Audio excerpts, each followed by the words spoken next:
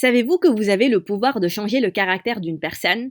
Si vous voulez savoir comment faire, vous devez aimer et vous abonner à cette vidéo parce que mon histoire animée donnera 1000 $ à l'heureux élu qui s'abonne dans les 7 prochains jours. Dites à vos amis, à votre sœur, frère et maman de s'abonner maintenant. Salut, je suis Annie. Quand j'ai commencé l'école élémentaire, j'ai à peine parlé à quelqu'un. J'étais tellement timide et silencieuse que quelques camarades de classe pensaient que j'étais débile. Mon institutrice au jardin d'enfants a demandé à mes parents de m'emmener voir un médecin et de voir ce qui clochait chez moi. Mais papa a complètement vrillé face à elle. Vous êtes débile. Elle est trop belle pour qu'il y ait quelque chose qui cloche chez elle. Pourquoi ne pas garder vos conseils pour un autre enfant vraiment débile? Mais peu importe, ma timidité n'est juste pas partie. Je ne parlais pas beaucoup à mes camarades de classe et ils pensaient que j'étais snob. Comme si. Une fois quand j'étais en classe préparatoire, quelques camarades de classe m'ont demandé de partager mes bonbons avec eux, mais je les ai juste fixés et je n'ai pas répondu. Qui tu penses être, espèce de débile? J'ai dit, donne-nous tes bonbons. Je n'ai pas dit un mot et j'ai commencé à m'éloigner. Ils se sont énervés encore plus et m'ont encerclé. Soudain, j'ai ouvert ma bouche et j'ai laissé échapper un cri strident. Ils étaient tellement choqués d'entendre ma voix qu'ils se sont juste tenus là, bêtement, et j'ai réussi à m'enfuir. Mais à la maison, j'étais une personne totalement différente. J'étais très bavarde et une superbe conteuse. En fait, des fois, mes parents me suppliaient d'arrêter de parler parce que je leur donnais mal à la tête. Une fois, je les ai gardés éveillés toute la nuit en leur racontant une histoire que j'avais en tête sur une princesse, parce que je ne savais pas comment bien écrire. Ils ont passé toute la nuit à l'écrire pour moi. Ça a fini en une histoire de 90 pages. Je ferai ça chaque nuit, mon cœur. Je ne peux pas croire que j'ai une si superbe fille dans ma vie. Papa me vénérait parce que j'étais jolie. Maman était différente et m'aimait quoi qu'il arrive. J'étais toujours trop timide pour parler en dehors de la maison. Mais les gens n'ont jamais arrêté d'essayer de devenir amis avec moi. Et je sais pourquoi. C'était seulement parce qu'ils me trouvaient mignonne.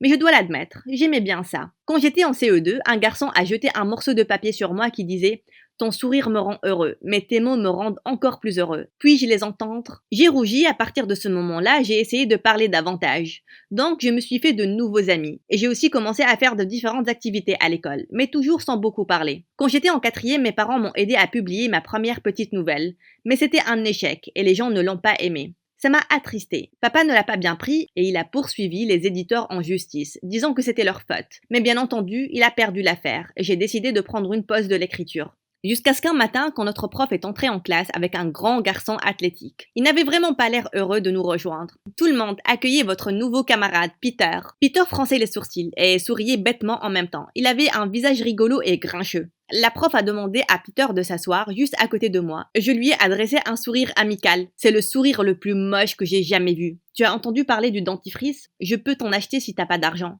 Tu peux me rembourser peut-être avec un bisou. Oh waouh! J'étais sur le point de répondre quand la prof a commencé le cours. C'était le cours de français et il regardait dans le vide complet. Et tu as besoin d'aide?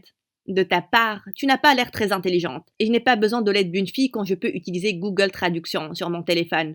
Donc bouge de là. Quel imbécile! Le lendemain, quand la prof nous a remis les tests, Peter avait l'air vraiment énervé de voir un gros F sur le sien. Quelle école débile! Comment Google peut avoir tort?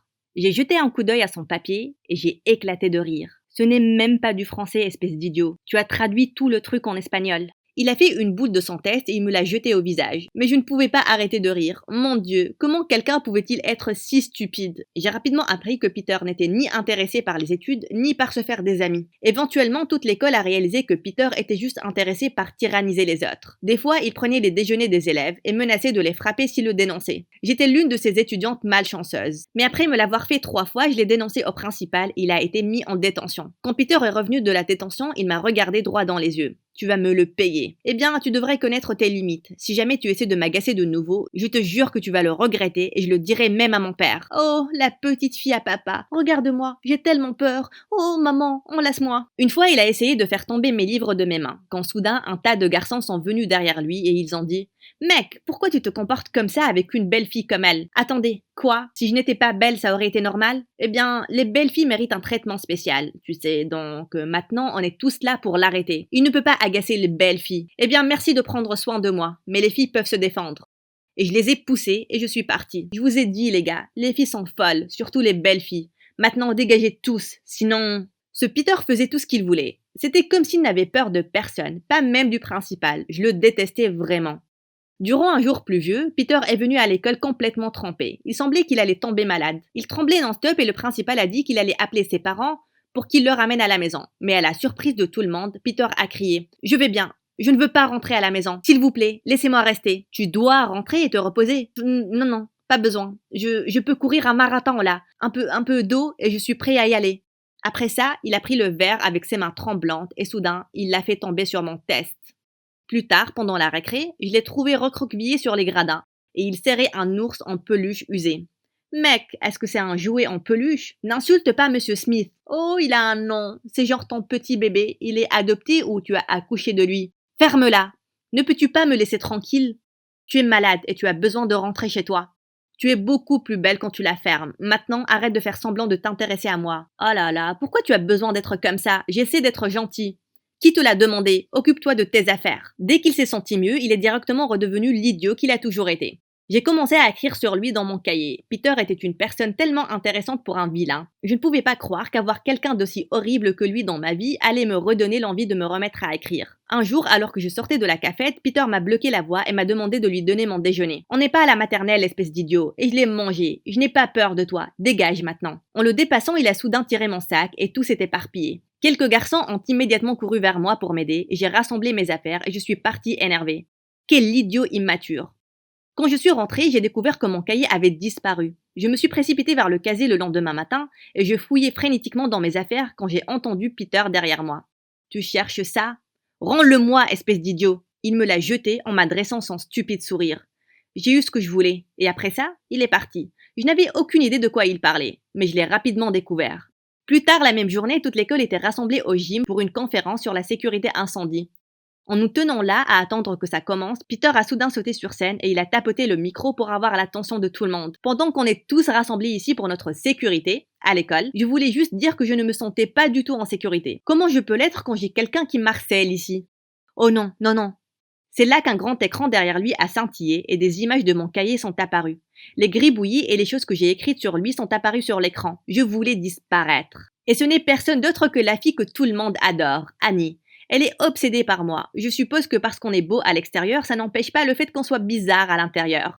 Donc, tout le monde, soyez prudents. Vous pouvez vous lever un jour et vous retrouver en tant que vilain dans sa nouvelle. Elle est tarée. Les yeux de tout le monde se sont tournés vers moi et je pouvais sentir la panique monter dans ma poitrine. Mais ça va aller, ma beauté. Je peux toujours être ton copain. Tu veux sortir un de ces quatre? En courant dehors du gym, je me suis tournée et j'ai dit « Tu es mauvais, je te déteste !» En entrant dans l'école le lendemain, mes jambes tremblaient. J'ai juste fixé mes pieds en entrant dans la salle de classe. Le cours a commencé, et quand le prof m'a demandé de lire mon essai à haute voix, j'ai juste regardé en bas et j'ai agité la tête. Alors que tout le monde partait vers la cafette, Peter a lancé « Hé Annie, tu vas bien? Si c'est à propos du truc du gym, tout le monde sait que ce n'était qu'une blague inoffensive. » Je l'ai juste fixé en silence avec des larmes de colère. Puis je lui ai jeté mon déjeuner au visage et je suis partie de l'école. Cette fois-ci, il n'a pas répondu et avait l'air de culpabiliser un peu. Peter n'est pas venu à l'école durant les jours qui ont suivi. Je ne sais pas pourquoi, mais je me suis un peu inquiétée. Un jour, il s'est finalement pointé. « Hé, je ne t'aime toujours pas, mais je me suis assurée de prendre des notes pour toi. Et non, les filles ne sont pas débiles. On peut être émotive des fois, mais c'est quelque chose dont on est fier. » C'est là, à mon grand choc, que Peter s'est décomposé et qu'il a commencé à pleurer. « Annie, je suis vraiment désolée. Je ne sais pas pourquoi je suis comme ça. Je me comporte juste comme ça à cause des choses qui se passent dans ma vie. » Puis il m'a tout dit sur sa famille, comment sa mère est morte quand il avait 6 ans et qu'il est resté tout seul avec son beau-père. Il est méchant et stupide et il ne prend même pas soin de moi. Je le déteste. Et un jour, quand je serai assez âgée, je vais le frapper au visage. J'ai enfin compris pourquoi Peter était comme ça. C'était juste un enfant frustré qui avait besoin d'aide. Le lendemain, durant le déjeuner, Peter a sauté sur l'une des tables et a annoncé quelque chose. Tout le monde s'est tu et l'a écouté. « Et tout le monde, je suis juste ici pour m'excuser pour toutes les choses que je vous ai faites. Je pense toujours que certains d'entre vous sont bizarres. Je n'aime pas la majorité d'entre vous, mais ça ne me donne le droit de traiter personne comme ça. Donc, comme on dit en anglais, lo siento. Mec, c'est de l'espagnol, descends de là. » Tout le monde a éclaté de rire et Peter m'a serré dans ses bras. « Merci d'éclairer ma vie. Je te promets de devenir une meilleure personne. » Non, pas vraiment, à une seule condition. Fais de moi l'héros magnifique et irrésistible dans ta nouvelle. Aider Peter à devenir une meilleure personne était ma plus grande réussite. Maintenant, c'est un médecin avec une belle femme. Et il a nommé son enfant Annie, comme moi. Je suis une écrivaine maintenant qui écrit les histoires des gens, que vous pourriez aimer, juste comme celle-ci.